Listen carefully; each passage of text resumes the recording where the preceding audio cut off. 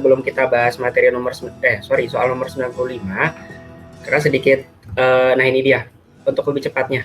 Jadi nomor 95 itu adalah kita ada penyesuaian atas transaksi pendapatan diterima di muka. Ingat ya teman-teman ya, bukan beban dibayar di muka, tapi pendapatan diterima di muka. Artinya, kita itu sebagai orang yang menerima apakah sewa, apakah asuransi, atau iklan. Jadi kita berada di pihak atas sewa, iklan, atau asuransi yang diterima di muka.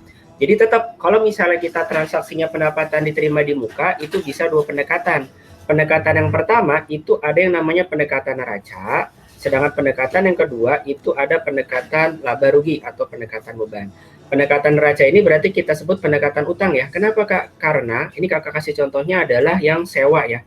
Jadi kalau misalnya ada kata-kata diterima di muka, ini dia termasuk akun utang. Sedangkan kalau misalnya penggunaannya adalah penggunaan pendekatan laba rugi, berarti nanti ketika transaksi awal nih, ini bukan transaksi akhir ya teman-teman ya, ini transaksi awal. Di sini ada munculnya adalah pendapatan sewa, berarti dia nyatetnya sebagai pendekatan pendapatan. Karena nanti pas lagi dicatat di awalnya, dia nyatetnya sebagai pendapatan sewa. Utang itu kan bertambah di sisi kredit, pendapatan juga bertambah di sisi kredit. Jadi sama-sama posisinya di posisi kredit. Itu adalah transaksi awalnya. Nah, kemudian nanti pasti pas lagi tanggal 31 Desember akan dibuat ayat jurnal penyesuaian atau AJP-nya. Nah, cara mudahnya atau cara cepatnya untuk membuat AJP-nya transaksi pendapatan diterima di muka adalah kita lihat dulu nyatetnya sebagai neraca atau nyatetnya sebagai laba rugi. Kalau nyatetnya sebagai neraca berarti ada muncul sewa diterima di muka. Tapi kalau nyatetnya kita sebagai pendekatan laba rugi, berarti nanti di neraca saldonya itu munculnya adalah pendapatan sewa.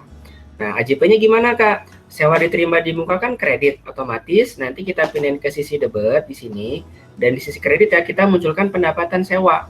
Nominalnya, XX-nya ini adalah kita cari yang sudah terpakai atau yang sudah diakui, yakni dari transaksi awal sampai dengan penyusunan AJP. Kan sering tuh di soal, biasanya transaksi awalnya apakah tanggal 1 Oktober, 1 September, 1 Juni, kita hitung sampai dengan 31 Desember, dia sudah berlaku berapa bulan, begitu. Sedangkan kalau misalnya pendekatan yang dipakai adalah pendekatan laba rugi atau dulunya dicatatnya sebagai pendapatan, maka ketika bikin AJP-nya, pendapatannya ini kita pindahin ke sisi debit, kemudian sewa diterima di muka kita muncul di sisi kreditnya. Nanti kita cari adalah yang tersisa atau yang belum diakui, yakni dari periode 1 Januari atau tahun berikutnya sampai dengan transaksinya selesai atau transaksi akhir. Itu untuk teorinya ya teman-teman ya. Sekarang kita lihat nih nomor 95. Berarti nomor 95 ini ada kata-kata begini. Jika perusahaan tidak melakukan adjusting, berarti kalau ada kata adjusting berarti tidak melakukan penyesuaian atas penerimaan sewa berupa pendekatannya pendekatan neraca. Oke, berarti kalau misalnya pendekatan neraca munculnya sewa diterima di muka atau pendapatan sewa teman-teman?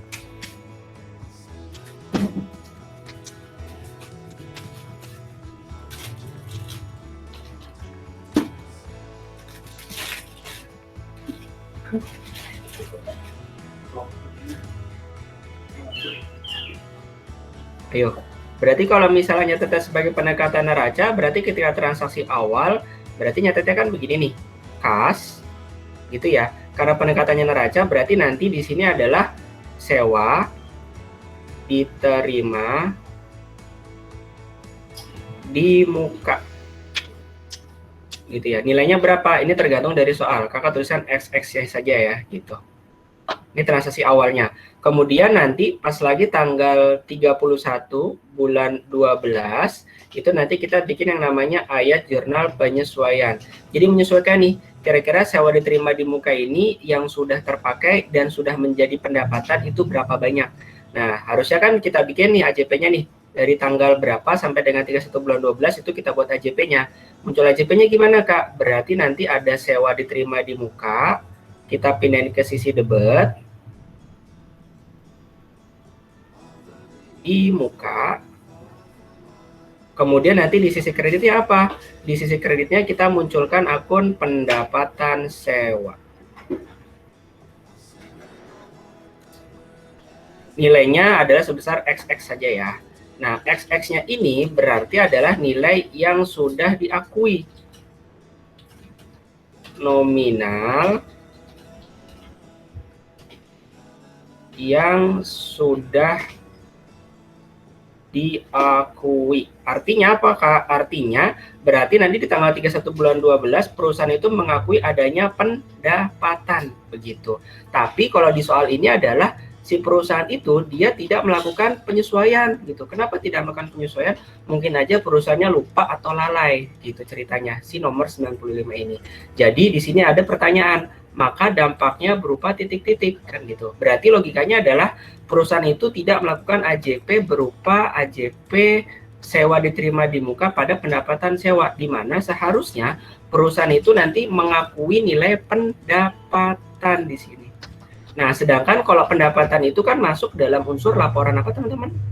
Laporan laba rugi.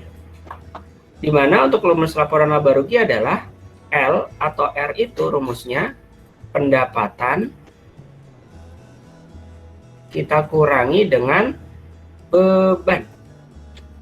Jadi, kalau misalnya pendapatannya lebih besar daripada beban, berarti di sini perusahaan mengalami laba. Tapi jika pendapatannya lebih kecil daripada beban, berarti perusahaan mengalami rugi. Nah, kondisinya adalah perusahaan tidak membuat AJP ini, jadi tidak ada pendapatan yang diakui. Berarti nomor 95 jawabannya yang mana? Bisa dijawab? B, betul. Laba perusahaan akan semakin kecil. Siapakah yang jawab tadi pintar? Kenapa lebih kecil? Karena di sini seharusnya perusahaan mengakui pendapatan, tapi karena dia tidak melakukan AJP, maka pendapatannya tidak diakui. Artinya pendapatannya itu anggaplah di sini harusnya 200, tapi karena tidak ada AJP berarti masih 50, jadi pendapatannya semakin kecil.